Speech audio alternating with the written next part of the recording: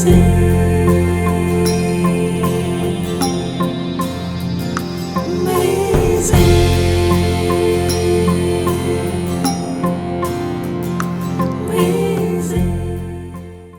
ဂလာပါရှင်ကျွန်မတော့ MES တောင်ကြီးကောလိပ်မှာ accountant အနေနဲ့တာဝန်ထမ်းဆောင်နေရမခိုင်ကြီးပဲဖြစ်ပါတယ်ပညာရေးချင်းအနေနဲ့ကကျတော့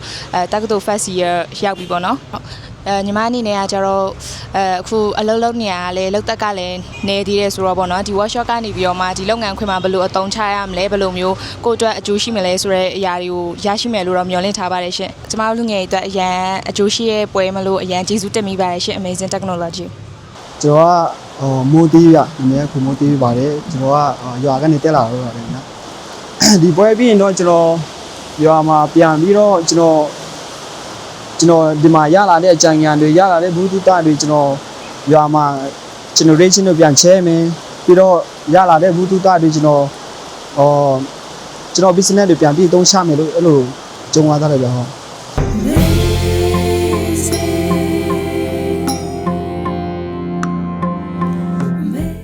မင်္ဂလာပါရှင်ဒီနေ့ကျမတို့ Amazing Technology ကနေပြီးတော့ဦးဆောင်ပြီးတော့ကျင်းပတဲ့ဒီ Employment Scale for You Program ကိုလာရောက်ပြီးတော့ချီးမြှင့်ပေးကြတဲ့လူငယ်မောင်မယ်များဖိတ်ကြားထားတဲ့ဧည့်သည်တော်များနဲ့စမန်ဆာလုပ်ငန်းရှင်များကိုဒီနေ့ကနေမင်္ဂလာပါလို့နှုတ်ခွန်းဆက်သကြပါရရှင်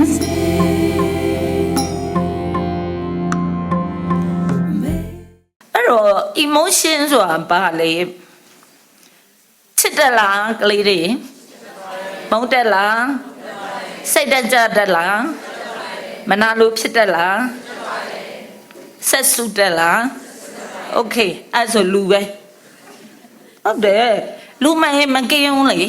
ဒေါသအလိုလိုထွက်လာမျက်ရည်အလိုလိုကျလာစိတ်တက်ကပြုတ်ပြုတ်ကျအဲ့ဒါသူ့လို့ပါစေဒါပေမဲ့ငါတို့အဲ့ဒါလေးကိုစောင့်ကြည့်တက်ပြီးတော့လေကတဲ့ဖြစ်တုံးတက်ဖို့လိုပါတယ်ခက်ခဲလေပို့ကြိုးစားလူငယ်တွေကြားမှာ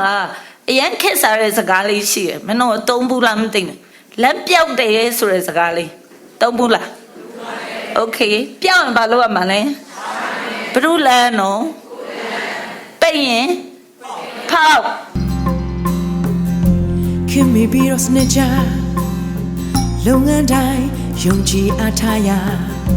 စံသစ်တီထွတ်အမြဲတမ်းအစင်စမပြတ်အချိန်ချင်းကြိုးစားတယ်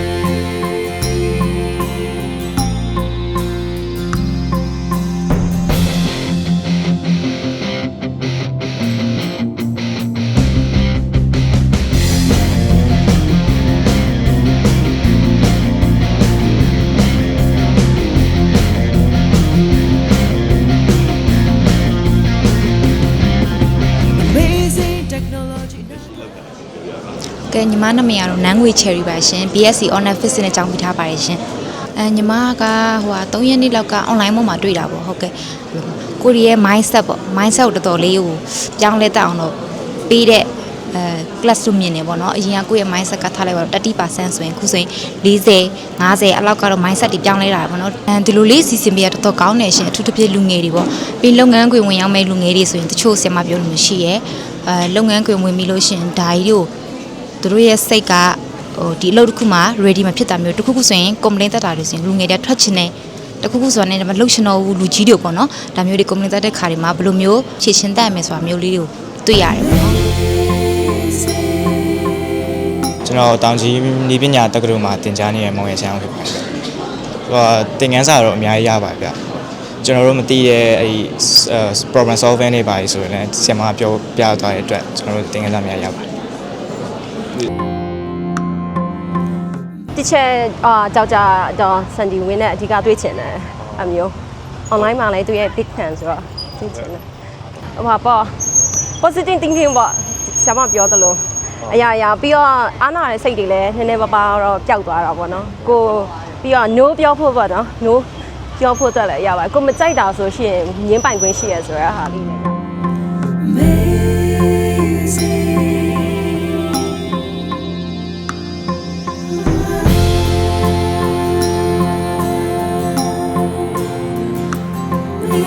Amazing